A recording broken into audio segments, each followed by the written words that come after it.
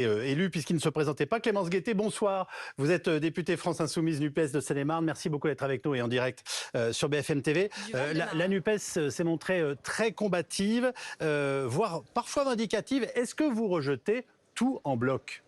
Je suis députée du Val-de-Marne, je me permets de le dire. Excusez-moi, merci.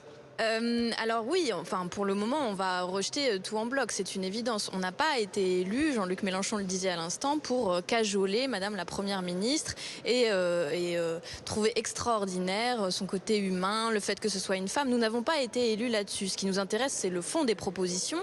Et sur le fond des propositions, elle a annoncé le travail plus tard, donc la réforme de la retraite, le RSA conditionné à du travail. Et puis ça a été un grand moment de satisfecit parce qu'elle le veuille ou non, elle endosse aussi le bilan des 5 années précédentes de la Macronie. Et sur ce plan-là, nous ne sommes absolument pas satisfaits. C'est un euphémisme que de le dire.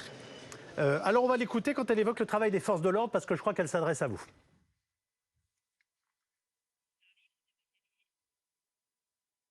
J'ai confiance dans nos forces de l'ordre et j'ai le plus grand respect pour elles.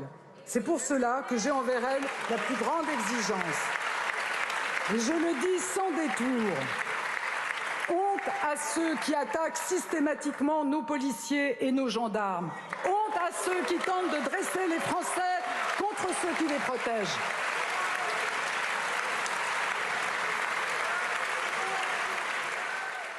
Alors Clémence Guettet, ça c'est pour vous, la NUPES dans son ensemble. Que lui répondez-vous ? Qu'est-ce qu'ils ont fait pour les policiers durant les 5 années précédentes? C'est-à-dire que là, elle a parlé vaguement d'embauche, mais enfin, je rappelle que le taux de suicide chez les policiers dans ce pays est beaucoup plus élevé que dans d'autres professions, que les commissariats dans plein d'endroits sont dans des états absolument déplorables et que, de manière générale, il y a un malaise dans la police qui est très important. Donc nous, ce qu'on lui répond, c'est que de notre programme, eux n'en avaient pas, mais nous en avions un. Nous proposions notamment des solutions pour les policiers, en recruter, rénover les commissariats et surtout faire une police de proximité, parce que ce que nous reprochons aujourd'hui à la police et surtout au ministre qui est en charge, monsieur Darmanin, c'est d'être dans un rapport de défiance avec la population. C'est les faits de violence policière qui ne sont jamais sanctionnés, donc c'est sur le fond. Et sur le fond, je suis désolée, mais elle n'a absolument rien dit sur la police. Alors, soyons clairs, hein, j'ai bien écouté Jean-Luc Mélenchon et Madame Panot. Elisabeth Borne est une première ministre illégitime. Oui, tout à fait. Je rappelle... Vous vous rendez compte de ce que ça veut dire? Mais bien sûr. Personne ne conteste votre légitimité à vous, qui êtes élu député. Et on ne peut pas contester que le président de la République ait choisi une première ministre après avoir gagné l'élection présidentielle. Il a gagné l'élection présidentielle, mais il a été battu aux législatives. C'était il y a moins d'un mois et tout le monde semble l'avoir oublié.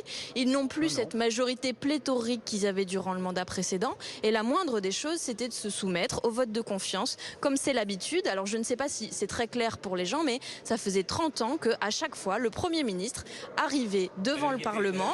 Si je puis me permettre, effectivement, il n'y a pas d'engagement de la responsabilité. Il y aura à la place une motion de censure qui sera donc débattue en début de semaine prochaine. Cette motion de censure-là, elle sera rejetée parce que d'ores et déjà, le Rassemblement national et les Républicains ont dit qu'ils n'allaient pas la voter. Est-ce qu'à ce moment-là, vous considérerez qu'Elisabeth Borne est légitime puisque vous n'avez pas réussi à la faire tomber ? Alors, nous, notre rôle d'opposition, Madame Borne se débrouille avec sa majorité relative. Nous, notre rôle d'opposition, c'est de dire qui, dans cet hémicycle, est dans l'opposition ou va être avec la majorité relative pour essayer de former une coalition de circonstances un peu baroque avec les macronistes. Nous, on voulait qu'il y ait un vote de confiance pour se compter, tout simplement, voir un petit peu la façon dont ce mandat va pouvoir se dérouler. Ils ont refusé de s'y soumettre. Alors ça ne choque personne. D'ailleurs, sur votre plateau, j'entends aucun commentaire là-dessus. C'est normal. Madame Borne n'a pas voulu. Mais après tout, elle a fait un super discours, donc c'est oublié. Mais pour nous, non. En fait, le vote de confiance, c'est une étape obligée de la démocratie parlementaire et les macronistes vont devoir s'habituer à ce que dans cet hémicycle, dorénavant, il y ait du débat qui doivent composer avec les propositions des uns et des autres et pas seulement nous faire avaler leurs projets en bloc. Donc nous sommes là pour nous opposer, nous allons le faire et donc en effet nous allons déposer une motion de censure que nous avons appelée motion de défiance, puisque pour nous il s'agit de voir qui est dans l'opposition, qui n'y est pas, et une chose est sûre, c'est que les 150 députés de la NUPES, nous y serons en bloc.